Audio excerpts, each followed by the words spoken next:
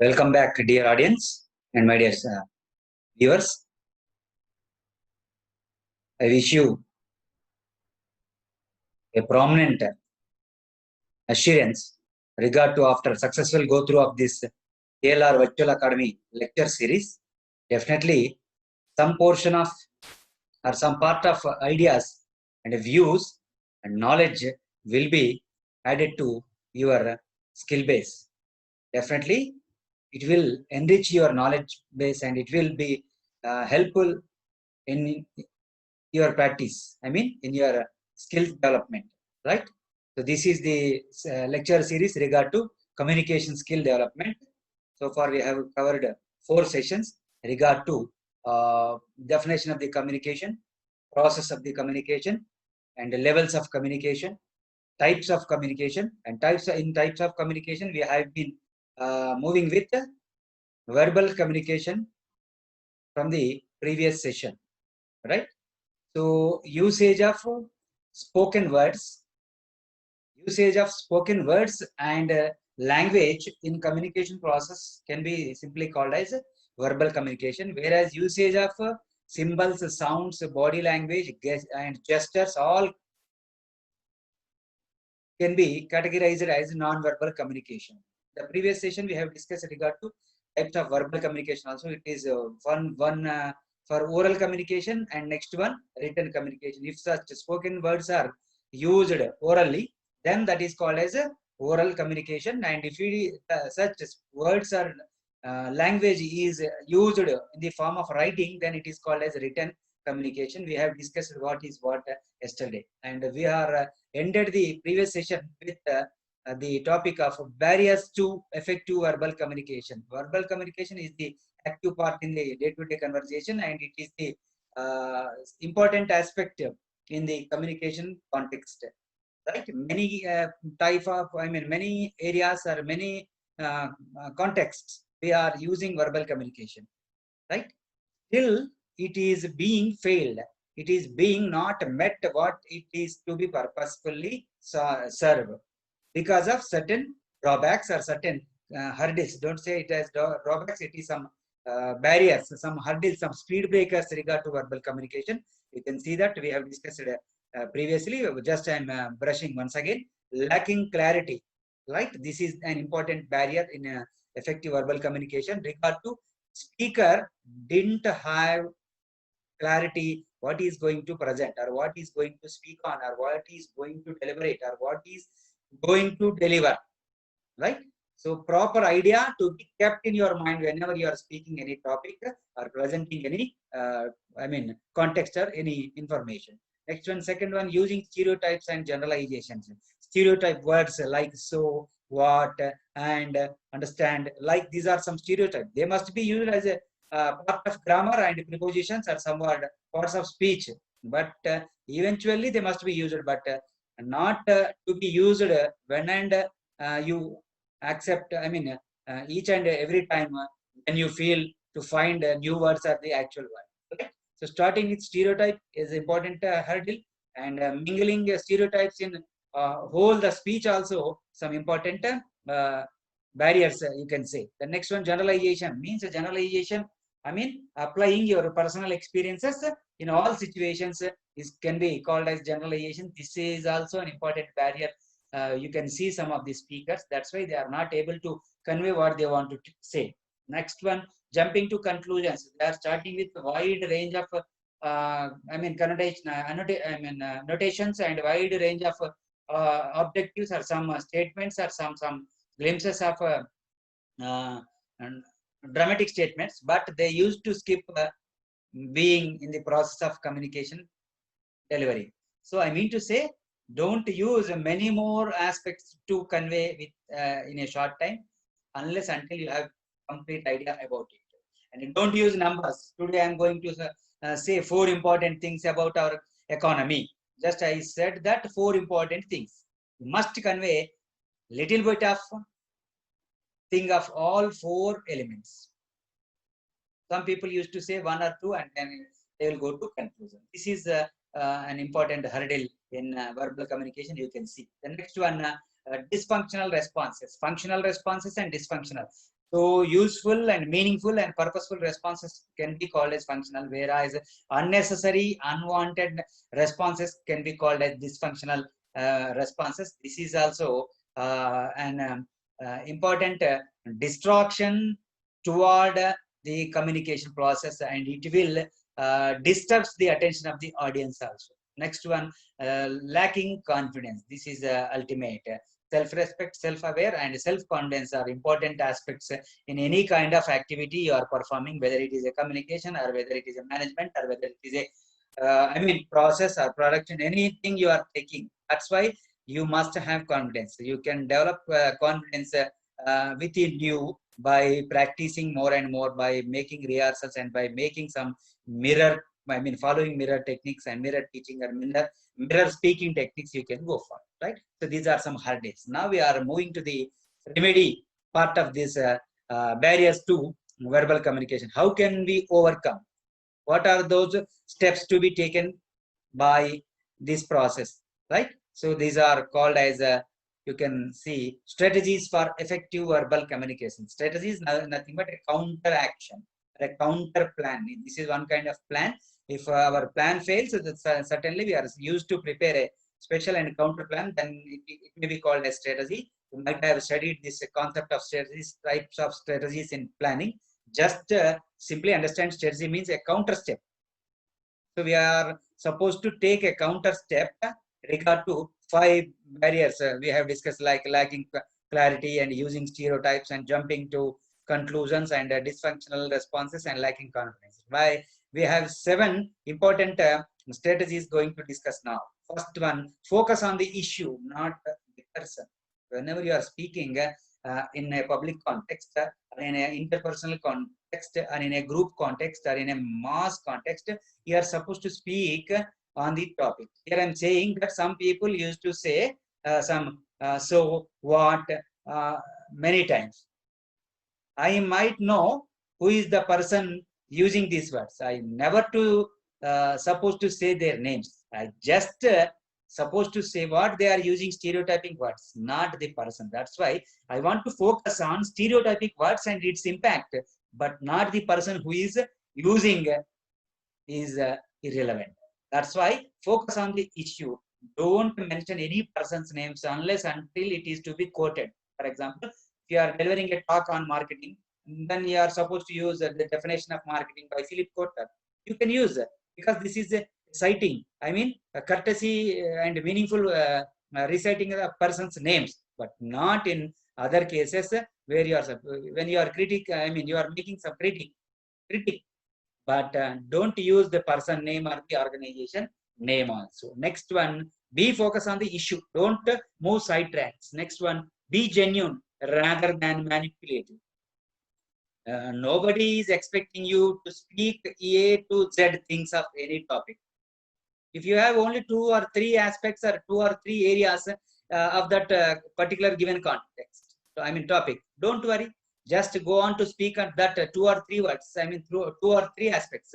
No need to manipulate. Manipulation means bluffing yourself, even though you don't know about that thing, but you are making some your own words and your own interpretation and your own adding your own opinions to cover that topic. This is ultimately called as manipulative. That makes a wrong impression among the audience, and it will dilute the interest and courtesy among the audience over the speaker. That's why be genuine. You must say, for example, if anybody asks, sir, I want to know clarity from the from a doubt or some topic. If you have an idea, you can say. Otherwise, no, sorry, I don't have any idea about it. So usage of sorry, no, words are very important in such case where the genuinity of the speech is to be maintained. So many people bluffing themselves, loudly speaking themselves without having proper idea. That's why we are speakers. Addressing you as speakers, prospective speakers. You must genuine. So how can you genuine yourself? By gathering information in respective resources from trustful resources. If you gather information, definitely by making practice and usage of that information, definitely you will be genuine, no doubt at all. Next one, empathize rather than remain detached. Anything or any communication. For example, if you are a teacher and your student came to your class by late, then he is saying some explanation. Don't be loudly shout or punish. I mean, try to punish or try to something, expel him. Listen carefully. Empathize means stepping into others' point of view can be called as empathize, and is empathy, sympathy. You can have that. So you are supposed to use these equity principles. Don't remain yourself as a statue. The student is saying is a painful experiences of that day, but you are just making. Is it ended your story? Every day you are making some story. This is called as a detached behavior. Don't be like that a statue or I mean a thing or machine. Right? Be empathize. That means be show empathy and sympathy on the other side. People who are engaging in this communication process. If you are in a group meeting, many people are supposed to say their own views. Don't criticize them. Don't detach them. Don't use to dysfunctional mechanism to on them, because everyone has their own experiences and things. That's why be empathize rather detaching nature. Next one, be flexible towards others. Don't restrict the people who are involved in communication process to speak in the time. Right, you are given 2 minutes, you are supposed to complete this task. Such orders may not be useful in all contexts. You are supposed to make flexible of your issues or context or presentation categories regard to improvement of the better involvement of the other people who are involving this communication process. Be flexible. Don't be restricted or don't be rigid with regard to communication process. Next one, value yourself and your own experiences. Whenever you are supposed to use, I mean, give an example of any issue, better you give your own example. Don't say that every time I was like that, I was like that, myself is like. Just try to coin your experience which is suitable to that context, not in every time. Many people fail starting the words with I am so, I was so, myself is so, we are so, ourselves are so. These are some destructive nature that are not supposed to use it by the effective communication process. That's why people, dear students, you are supposed to value yourself. Try to share some of important, I mean, experiences or your outcomes or findings with the people, if it is suitable on that context. Next one, present yourself as an equal rather than a superior. This is an important aspect you must keep in your mind whenever you are speaking to a particular context, whether it is a interpersonal or I mean interpersonal or a group context or a public or a I mean mass communication context, whichever it is, you are supposed to treat that you are equal to the audience. Somewhat you are in, I mean, lesser than to the audience. Don't showcase yourself that is you are a superior. You only can speak that word or you only can deliver that communication.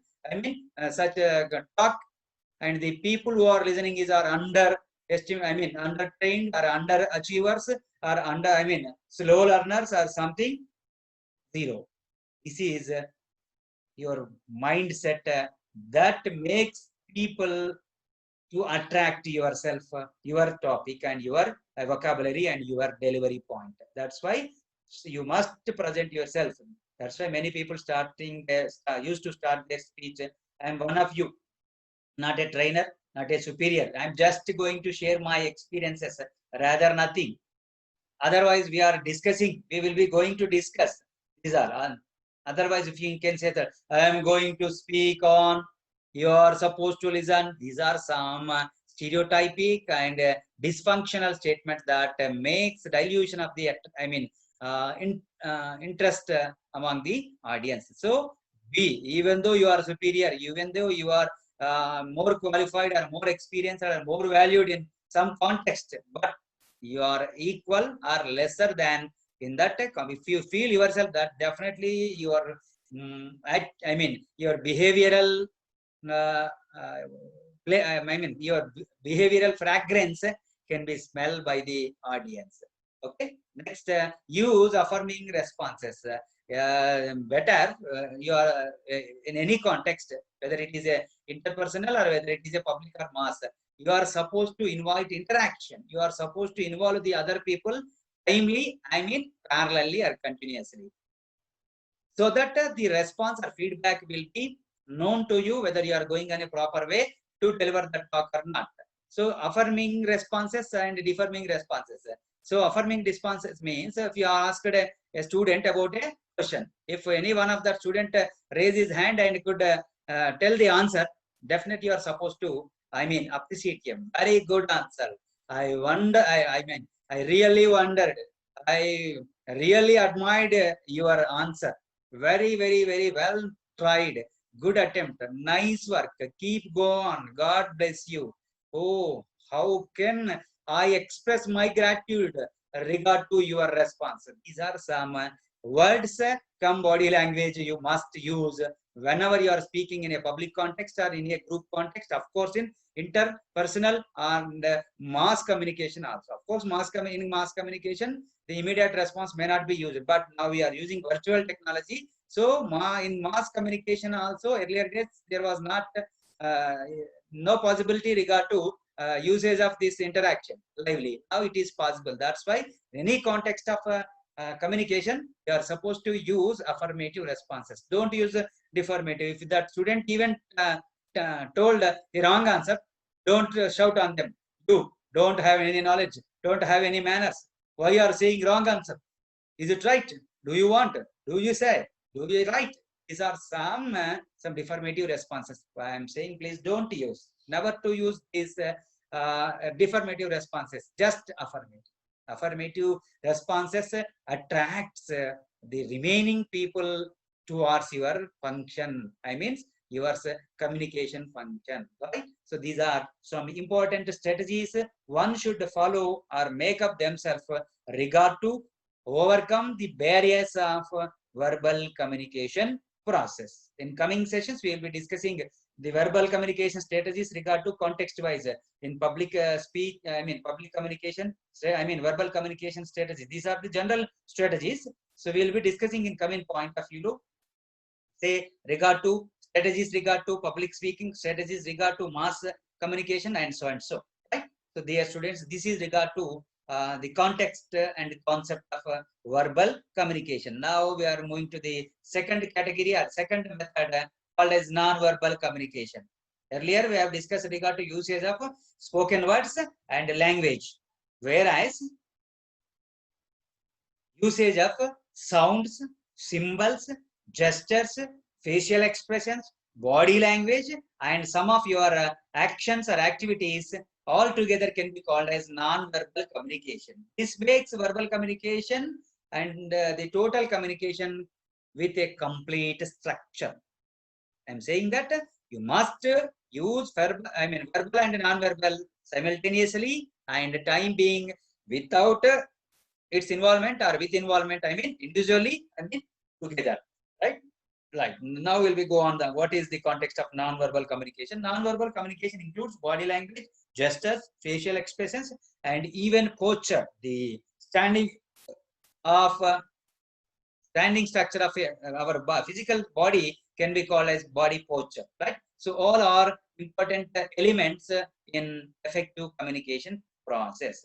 There are 5 primary functions of what are those functions of verbal non-verbal communication? You can see that right, there are 5 important primary functions of non-verbal communication we are discussing now, right? So non-verbal bodily behavior in human communication, right?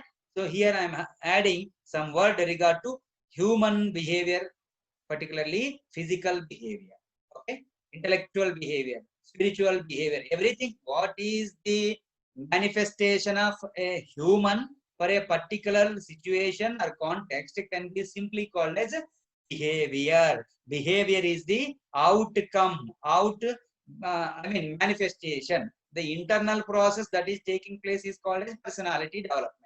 Right? If it is internally, that is called as personality, and if it is exhibited, that is called as behavior. What was exhibited by that such personality can be known as a personality type or personality category. Jovial personality, cruel personality, and so and so and so. Right?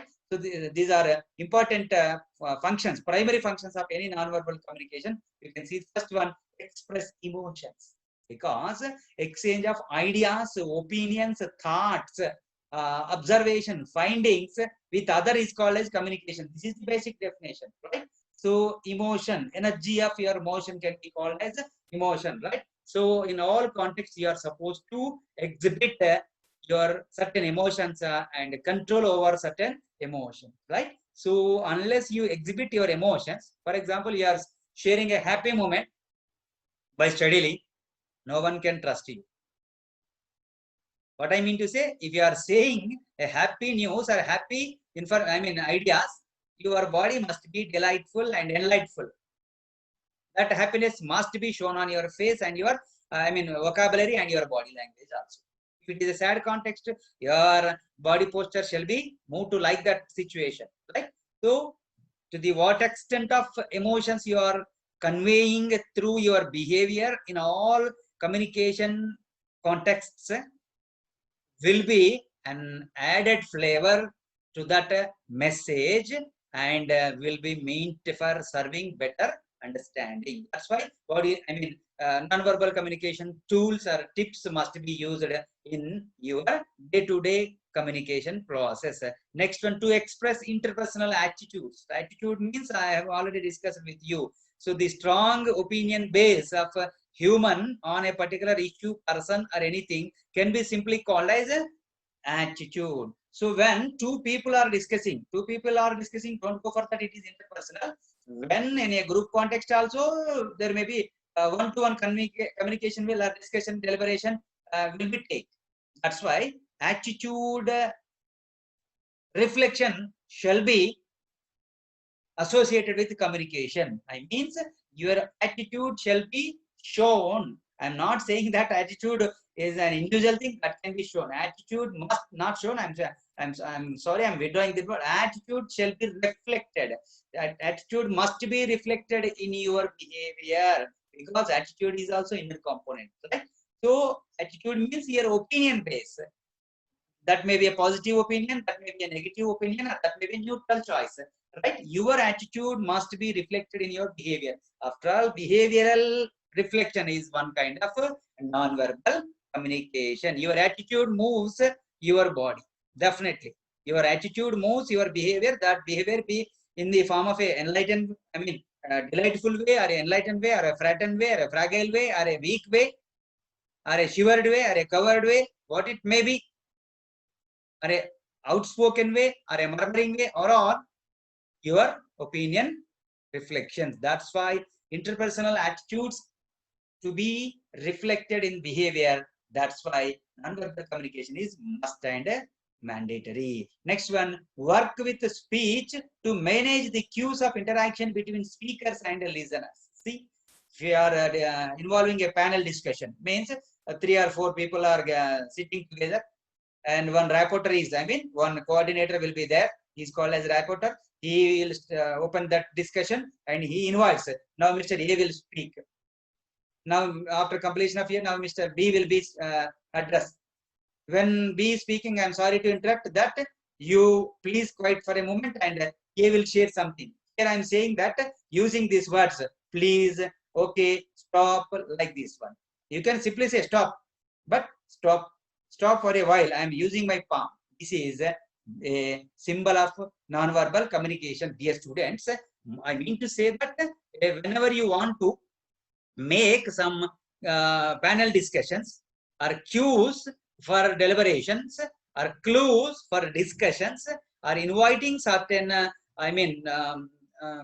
deliberations or inviting some conclusions or opinions in the group context or in something where, then you are supposed to use your body language.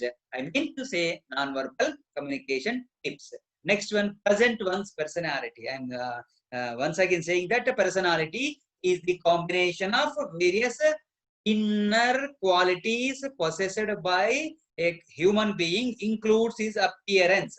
Don't go for that. Physical appearance is called as personality. Physical appearance is part. Hardly it will be 10%. Now don't go for it. It will be 1% in some cases also. So various inner qualities, that is your learning quotient, your attitude, your aptitude, your thinking capacity, your emotional control, your emotional temperament, and using your body structure, all called as personality. Personality can be manifested, exhibited or shown in the form of a behavior. So behavior is the outcome, personality is the inside, right? So personality can be reflected in behavior. Human behavior is the best example for non-verbal cue. That's why once personality can be easily reflected or shown, understand how much of body language he is using, what gestures he is conveying. In a happy moment, how he is delivering. In a sad thing, how he is delivering. In a sympathetic thing, how he is making cues. Right? So in all situations, how you are reacting and responding can be count or can be gathered by your behavioral aspects. That's why, so one's personality can be presented in the form of behavior, and that behavior is an important aspect of non-verbal communication. So this is next function, and next one, greetings. Say greeting. You are welcoming. Good morning by folding your hands or making your salute. Okay, or you are showing some success, or you are showing some some reverse failure, or you are showing some victory symbol. All are greetings. So in greetings, in order to convey greetings or regards or salutations, body language is must. Non-verbal languages, non-verbal communication skills or cues are important, right? So if you are wishing, even though good morning, you can say simply, but if you have fold like this, good morning, that will communicate your attentiveness, that will communicate your positive behavior, that will communicate your attitude quotient. I mean to say, your behavior will be reflected by your body language. So knowingly or unknowingly, many people fail to use this non-verbal cues in many cases. That's why the speaker, who is effectively known as good communicator or speaker and or orator, definitely would have been used this body language, gestures, facial expressions, and your standing structure or style also, right? So this is the backdrop of non-verbal communication. Communication will be effective or meaningful or fruitful if it is associated with non-verbal cues or tips. Okay. Next one, non-verbal communication and body language. Wow. So far we are discussing regard to non-verbal communication. Whenever you are supposed to discuss non-verbal communication context, body language is the predominant part of non-verbal communication. Many things can be shown in the form of your body language or your behavioral outcome, right? So that's why whenever we are discussing, we must go through the concept regard to body language. We can use this body language for better and effective communication. Why we are using body language as important aspect? Because it is natural. No need to train up yourself. Of course, some institutions are moving around you that they are coming to promise that your body language will be polished, refined, something. I mean to say, your behavior is your body language, and the personality of your the personality of your personality is the backdrop, or you're the catalyst, or you're the frontier of your behavior. That's why behavior led by personality. Personality may be trained up, but body language cannot be trained up without touching of personal aspects. Personality traits. That's why it is as natural. You must use. There is no need to train up yourself with regard to body language, but practicing more, it will be shined like a diamond after its polishing and processing. Next one, unconscious language that broadcast our true feelings and intentions in any given moment. Unconscious language. Remember that nobody can count your body language. How much of body language you are exhibited, whether 1 kg or 1 meter distance, because this is unconscious. Conscious, that cannot be identified. And but broadcasts, what it serves, what it functions is, it reflects our true feelings and intentions on any given moment, whether we are acting or pretending or unknowingly speaking or bluffing ourselves, or non-genuine or non-rational or non stick on or affirmative or deceptive, I mean deformative or assertiveness. Any kind of your virtues can be simply known by your body language. Even though your words are saying something, but your body is responding for conveying meaning of some more thing or other thing. That's why there must be parity between the words and your body language. Then it is genuine. If it is genuine, the specific response that you are expecting will be automatically generated. Okay, so this is as natural and as it reflects the true feelings of your feelings and intentions of your convey. Okay, next one, some signals of body language. You can see that body language is a collection of various inputs that are going to discuss now. Facial expressions, right? You can see that a girl's facial expressions being pasted here, right? 1 2 3 4 1 2 3 4 16 categories. Of course many more, just I want to say how, what is, and when it is. That's why, so facial expressions is very important portion in the, very important portion in the body language. So face is the index of your mind. You might have listened this, right? Whatever you are thinking will be shown or expressed in your face if it is genuine. Of course, in pretending or acting or manipulating situations, you are not able to, nobody can think whether it is right or not for such people and such contexts. Next one, body movements and postures. Unless unwanted usage of your hands, like zigzag usage of, when you are saying India is a vast country, you are supposed to use like this one. India is a vast country, don't use this one, right? There must be parity of your usage of. If it is a bigger and vaster, many more, you are supposed to wide your hands. Or if it is a narrow, very small, then you are supposed to close. If it is a important thing, you are supposed to use raise your thumb like this. If it is not like this one, okay, right? So these are some important body movements, and including your posture, right? There must be parallelity in your body posture in all situations. You can see that here some people, the body postures also seen here. When you are facing an interview, your body language is also important. Not only in that interview, any context and backdrop of communication, your body language, particularly body movements and posture, shall be like that. Don't dance your legs when you are speaking. Don't bend your legs. Don't make gap between your legs. Don't twist your legs one with other. Don't use your hands. Don't your hand in your pocket when you are speaking. If you want to convey, you just rest your hands on that podium, the equipment available. If you are holding a microphone, you are supposed to use that microphone below 12 inches to your mouth. Don't use like this mouth, like this mouth, like this mouth, like and this mouth. This is misappropriation of body language, right? So the distance, how much you are maintaining, is also very important. And next one, very important aspect, gestures. This is a volatile, right? Your expressions, okay?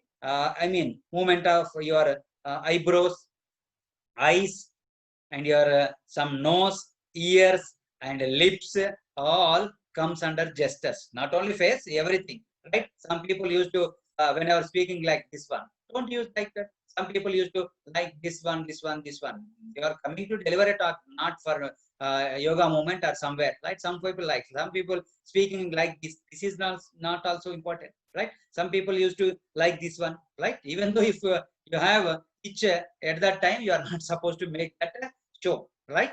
Next one, gestures is important. Gestures must be matched with, if you are conveying a delightful or happy moment, your eyebrows shall be expanded. If it is a, doubtful or questionful context, your eyebrows to be, come near, right? So alignment must be important. Next one, eye contact. So whenever you are speaking or whenever you are communicating, whether it is interpersonal or a group or a mass or a public communication, your eyes must look all the people who around to you. If it is a one person, you are supposed to see into his eyes directly with a proper distance. If it is a group meeting, you are supposed to see each and every person whenever. Don't making that like light. This wandering is not important. If you are speaking a person who is sit in that corner, you are supposed to see like that. You are talking to a person who is beyond you, you are supposed to move back like this. But wandering is not suitable or preferable. Next one, contact. In the sense here, touching. Okay, so contact and touch, we can simply, combine each. So touch is an important. Don't use to touch people unnecessarily. If you want to appreciate your student, just press on the shoulder of that your student. Appreciation. If you are speaking with small kids, you must have their, you can use this type of holding their cheeks and some, okay, or some like this is touch and contact aspects. And next one, space and proximity. Maintains a affordable distance between the speaker and receiver. Don't go too much distant or don't be too much closer, right? So appropriate distance to be, so that your facial expressions, body posture and your gestures can be easily understood by that person. And next one, space and proximity. This is, so space and proximity we can maintain. Proximity means the physical distance. Space means often distance maintained by, for example, if a person sits before you, you are also sitting in front of you. This is called as proximity. Space, if you want to convey an important thing, you may bend like this. This is called as space. Okay, but don't use to bend always like this, right? Otherwise, it will be wondering about a particular thing that was missed over. Next one, voice and sounds also important. Don't use unnecessary sounds. Oh, ah, right? So breathing, this is not important, and they must be excluded. Voice is a very important aspect. You have many kinds of voice on your own style. Rising tone, starting slowly and ending with loudly. Falling tone, so falling tone means starting with loudly and ending with slowly. Fall rising, you are falling that word with, you are conveying and delivering that word with some downward, and to the particular moment you are supposed to raise. In India, we have many more geographical areas like that, right? So this is like that fall rising tone, one important aspect, and rising some fall tone, one important aspect, and sometimes murmuring also important, sometimes making no sound is also important, because these are some sound modulations pertaining to your your vocal capacity, your pitch level. Don't use high tone when it is not required. Be soundful when it is required. Try to use or convey slow voice when it is meant for that time, suitable that time. So these are some important aspects you must follow regard to non-verbal communication. These non-verbal cues and tips must be followed by verbal communication in all interpersonal, of course, intrapersonal, interpersonal, and what I mean to say, that group communication and public communication and mass communication. The unfortunate thing now we are having is many people, particularly students, you are using some ha language, ha, he, so you are, restricting yourself to speak, even though you know that word. Just breaking and short, you are habituated regard to short message services and social media as mechanism. That is also reflecting in your vocal and written also. Many people are facing to write a statement or a paragraph by seeing or unknowingly. Many people are facing a spelling mistake, facing the spelling issue. because we are habituated to shortcut messaging and shortcut services. And after advent of emos, you might have remembered, emos means emotional expressions, simply called as emos.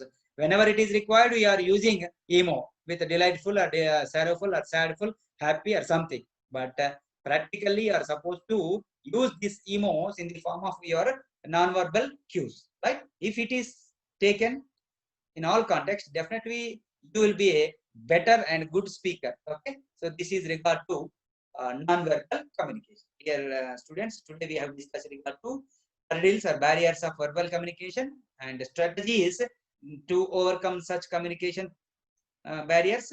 And second, we have moved to non-verbal communication, its meaning, primary functions, why non-verbal communication is here, and your discuss regard to body language, the major quotient of your non-verbal language, I mean non-verbal communication.